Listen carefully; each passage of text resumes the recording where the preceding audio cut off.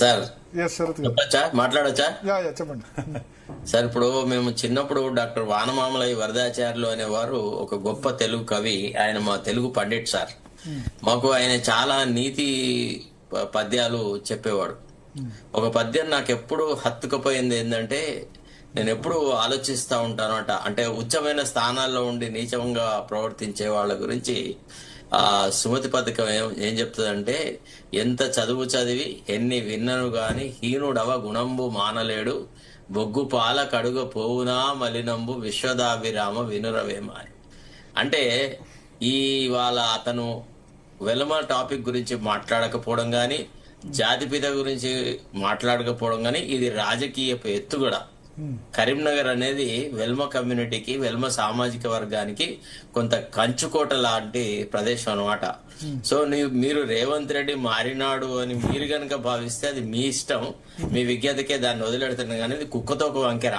రేవంత్ రెడ్డి మారడం అనేది జరగదు. రేవంత్ రెడ్డి కుక్కతో వంకెర అట్లా అనకండి, పోల్చకండి. సీఎం కదా, ముఖ్యమంత్రి. సత్యం చెప్తా, మీరు చూడండి. మళ్ళా రేపటి సభలో ఏం మాట్లాడతారో మీరు చూసినాక మీరు నాకు చెప్తారు ఏం జరుగుతుంది అనేది. అంటే ఆయన మనసులో అంత కింది నుంచి మార్పును ఆస్వాదిద్దాం సార్. తల నుండు విషము పనికిని వెలయంగా తోక నుండు వృశ్చికము తలతోక అనక ఉండును కలునకు నిలువెల్ల విషము గదరాసుమతి. ఈ రెండు పద్యాలను చదువుకుంటే మనం రేవంత్ రెడ్డి పర్సనాలిటీని చాలా బ్రహ్మాండంగా అనునయించవచ్చు, అనువదించవచ్చు సార్. విన్నరా? మీరు చూడండి, మళ్ళీ రేపు ఒక అవకాశం దొరికిన మరుక్షణము అట్లా మాట్లాడతాడు. ఇదంతా రాజకీయ కుచితము. ఈ రోజు జాతిపిత టాపిక్ తీయకపోవడం గాని, వెల్మ జాతి గురించి మాట్లాడకపోవడం గాని, అదంతా మనం చెప్పడం వల్ల రేవంత్ రెడ్డి ఇప్పుడు అక్కడ సభలో మాట్లాడకపోయినంత మాత్రాన, ఇప్పుడు నల్గొండలో మిర్యాలగూడలో మాట్లాడకపోయినంత మాత్రాన కరీంనగర్ లో ఉన్న వెలుమలు నిన్న అంత చూడలేదా? ఆల్రెడీ మీటింగ్ పెట్టారు జగిత్యాల్లో. మీటింగ్ పెట్టడం నాకు ఒక 5-6 మంది కాంగ్రెస్ నేతలు ఫోన్ చేశారు, వెల్మ వాళ్ళు మంచిగా అన్నావు మా ముఖ్యమంత్రిని అని. మీకు ఒక విషయం చెప్పాలి, కాంగ్రెస్ లో ఉన్న వెల్మ నేతలు నాకు ఒక 5-6 ఫోన్ చేశారు, భరత్ గారు మంచిగా అన్నావు మా సీఎం ని చాలా ఎక్కువ చేస్తున్నాడు, ఇంతకు మొన్న కూడా అన్నాడని చెప్పి అన్నారు. అంటే భరత్ గారు అంటే వాళ్ళు జరుగుతుంది. వెలమ అన్నది అంత ఈజీ కాదు. అంటే ఏమంటారు, లోపల యునైటెడ్ అయ్యే క్యాస్టే. వాళ్ళు తక్కువ మంది ఉన్నా they will make lot of ఏమంటారు లాట్ ఆఫ్ చేంజ్. ఆర్థికంగా, తర్వాత ఏమంటారు లీడర్షిప్ పరంగా చాలా గట్టి. ఊరికొక్కళ్ళు ఉన్నా సరే they are dominant community. Sir, మీకు ఒక విషయం చెప్పాలి సార్. అంటే రేవంత్ రెడ్డి వ్యవహారాల గురించి మనం మాట్లాడుతుంటే, నిన్న జరిగినటువంటి చర్చ నాకు చాలా మంది, నాకు కూడా ఒక ఆయన ఇటీవల అంటే జిల్లా అధ్యక్ష స్థానానికి కృషి చేసి విఫలంగా ప్రయత్నం చేసినటువంటి వ్యక్తి కూడా నాకు ఫోన్ చేసేసి నాతో అన్నాడు, అన్న మేము చాలా సందర్భాలలో గమనించినాము, ఒక రాజకీయమైన చర్చలో ఒక చక్కగా ఒక విషయాన్ని విశ్లేషించడంలో మీ జీటీవీ చాలా బాగా పనిచేస్తుందని. అందులో నన్ను కూడా మెచ్చుకున్నాడు. మీరు చాలా చక్కగా మాట్లాడినారు, ఇట్లా ఒక కులాన్ని టార్గెట్ చేయడం తప్పు అని అన్నారు. రేవంత్ రెడ్డి కావాలనే వెలుమ జాతిని ధ్వంసం చేయడానికని ట్రై చేస్తున్నాడు అని. తర్వాత ఇంకొకటి ఏంటంటే, రేవంత్ రెడ్డి ఒక భయం ఏంటంటే, కేవీపీ రామచంద్రరావు అనే వ్యక్తి కాంగ్రెస్ పార్టీ హైకమాండ్ తో చాలా అత్యంత సన్నిహితమైన సంబంధాలు గల వ్యక్తి. ఈయన నిన్న మాట్లాడిన మాటలను కొంతమంది కేవీపీ రామచంద్రరావు దృష్టికి తీసుకెళ్లినట్టుగా, సరైన సందర్భంలో ఈ విషయంలో నేను పార్టీ అధిష్టాన వర్గంతో మాట్లాడతా అని ఆయన అన్నట్టుగా ఒక ఆయన నాకు చెప్పినాడు. దాంట్లో వాస్తవం ఏందో నాకు తెలియదు, కానీ కేవీపీ కూడా కొంత తల దించుకున్నట్టుగా ఫీల్ అయినంట.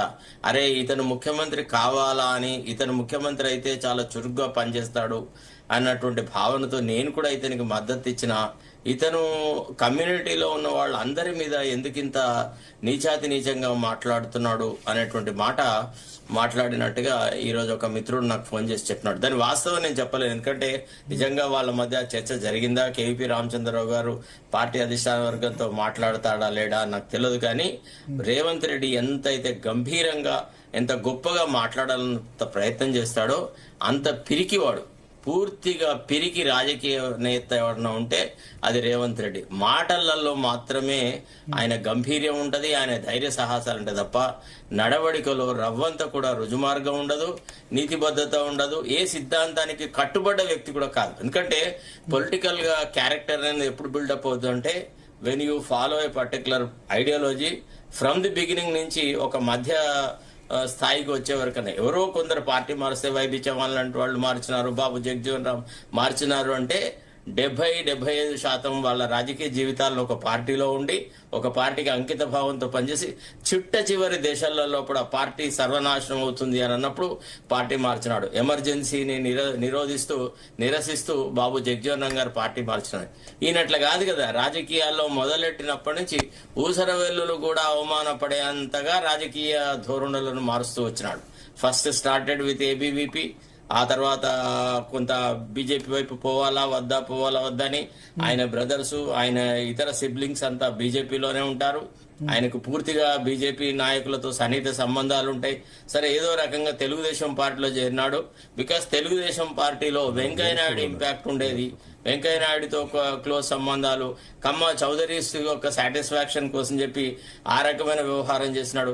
తన వ్యక్తిగత నిర్ణయాలను కూడా చంద్రబాబు నాయుడు సంతృప్తి కోసమని మార్చుకున్నటువంటి వ్యక్తి రేవంత్ రెడ్డి. కాబట్టి రేవంత్ రెడ్డిలో ఏదో మార్పు వస్తుందని నేను భావించాను. నేనైతే అంగీకరించాడు. చంద్రబాబు నాయుడు కోసం నీళ్ళని సాక్రిఫైస్ చేస్తాడు లేకపోతే అది చేస్తాడు అన్న విషయంలో అయితే నేను యాక్సెప్ట్ చేయను. ఆయన మహబూబ్నగర్ జిల్లాకు ఆయన చేసుకుంటాడు అంతే తప్ప చంద్రబాబు ముఖ్యమంత్రి, ఆయన ముఖ్యమంత్రిగా తను కావాలని ఉంటుంది కానీ చంద్రబాబు మళ్ళా కావాలని ఎందుకు ఉంటుంది?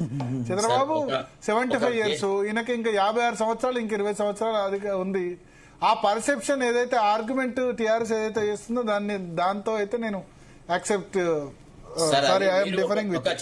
ఒక ఛానల్ నడుపుతున్న వ్యక్తిగా, ఒక ఛానల్లో యాంకర్ గా ఉన్న మీరు ఆ రకంగా మాట్లాడడం సబబు. అట్లా మాట్లాడితే నేను ఆ సబబు కాదు, నేను నిజంగా ఫీల్ అవుతాను. నేను బ్యాలెన్స్ చేసాను చెప్పట్లా. రేవంత్ రెడ్డికి తన రాజకీయ కెరీర్ ముఖ్యం చంద్రబాబు నాయుడు రాజకీయ కెరీర్ కంటే. సార్ అదే నేను అవుతున్నా. ఏమో సార్, మీకు చిన్న సబ్మిషన్, మీ అనుమతితో చిన్న సబ్మిషన్. అంటే సార్, మన భరత్ గారికి కూడా సబ్మిషన్. అసలు మిమ్మల్ని రిక్వెస్ట్ చేస్తున్నా. ఇప్పుడు నాకు ఈ కాంటెంపరీ పాలిటిక్స్ లో అక్కడ పవన్ కళ్యాణ్, ఇక్కడ రేవంత్ రెడ్డి, ఈ తెలుసో తెలియకో వాళ్ళిద్దరు చంద్రబాబు గారికి ఊడికం చేసుకుని తిరుగుతున్నారు. వీళ్ళ ఎదుగుదల కన్నా ఆయన ఎదుగుదల కోసం వీళ్ళు అరువులు చేస్తూ తాపత్రయపడుతున్నారు. ఈ విషయం నేను కొంచెం శరత్ గారితో ఏకీభవిస్తాను నేను. ఓకే. ఒకసారి బాల్క సుమన్ గారు జాయిన్ అయ్యారు సార్ మనతో పాటు.